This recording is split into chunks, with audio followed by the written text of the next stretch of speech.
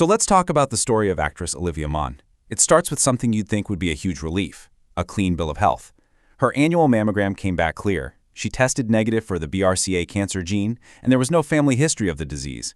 I mean, by every conventional measure, she was in the clear. And yet, she was diagnosed with an aggressive, fast-moving breast cancer. So how in the world is that possible? That's the question we're going to dig into today. Can you even imagine the shock of hearing those words? Especially just days after getting a clear mammogram. This quote from Olivia Munn, it just perfectly captures that emotional whiplash. It's not just about the diagnosis itself, but the terrifying speed of it all. And it really makes you wonder, what are our standard tests missing? And that's the central question, isn't it? If you do everything you're supposed to do, all the right things, how can cancer still slip through the cracks? Well, it turns out the answer forces us to completely rethink what breast cancer actually is. All right, so first, let's unpack just how unexpected this diagnosis really was and what it tells us about the limits of our conventional screening methods. So look at this list. A clear mammogram, a negative BRCA test, no family history. For most of us, this is the checklist for being in the clear, right? And that's precisely why this story is such a powerful wake-up call. It shows us that these checks, as absolutely vital as they are, they just don't tell the whole story. So to really understand how this could happen, we need to shift gears a little, from this personal story to the science behind it, because this is where a huge paradigm-shifting change is happening. For decades, we've talked about breast cancer like it's this one single thing, but this one simple idea, that it's not, has completely changed everything we thought we knew. This right here is the key to unlocking the puzzle of Olivia Munn's diagnosis. Okay, so how do scientists tell these different diseases apart? Well, they use this incredible technique called gene expression profiling. Think of it like creating a unique molecular portrait of a tumor. And this process revealed that breast cancer is really just an umbrella term for at least 4 totally distinct diseases. We call them molecular subtypes. And here they are, the 4 main subtypes that researchers have identified. Now, each one has a different genetic makeup, it behaves differently, and, this is the most important part, it requires a different battle plan for treatment.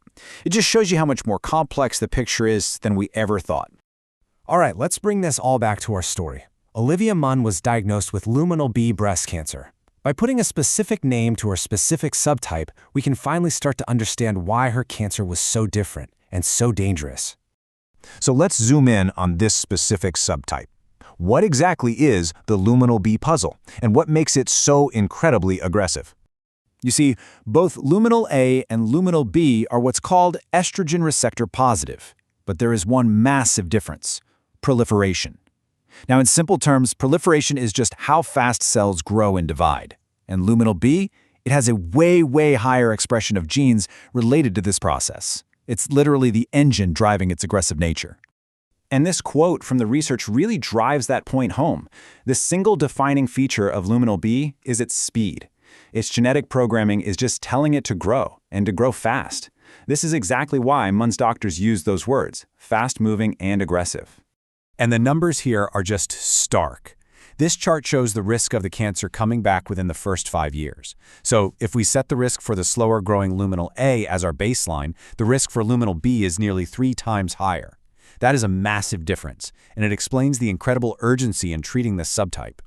So with a cancer this aggressive, what's the path forward? Well, here's the good news. By understanding these subtypes, scientists are now developing much more targeted therapies.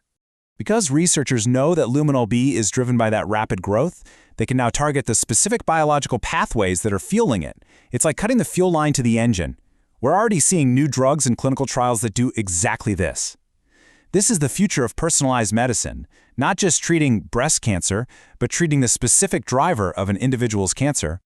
Okay, so all of this brings us back to the most important question of all.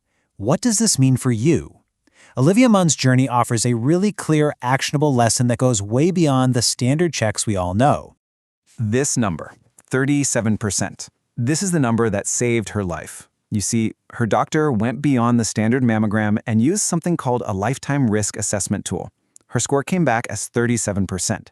Since anything over 20% is considered high risk, that number immediately triggered more intensive screening, an MRI and an ultrasound, which found the cancer her mammogram had totally missed. And if you need any more proof of how powerful this tool is, get this. After her own diagnosis, Olivia Munn's mother took the exact same risk assessment test, and she was also diagnosed with breast cancer. This isn't just some celebrity story. This tool is out there right now, actively saving lives. So, what can you do? Well, the message from Munn's experience is crystal clear. Step 1, go find a free online tool to calculate your lifetime risk score. It literally takes a few minutes. Step 2, bring that number to your doctor. And step 3, and this is maybe the most important, you have to advocate for yourself. Don't leave that office until you feel confident you're getting the screening you need based on your personal risk. And that's really the ultimate takeaway here. Olivia Munn's story isn't just about a new type of cancer, it's about a new way of thinking about our own health. It's about looking beyond the standard answers and making sure we're asking the right, personalized questions. Because as her journey shows us, those questions, they can make all the difference in the world.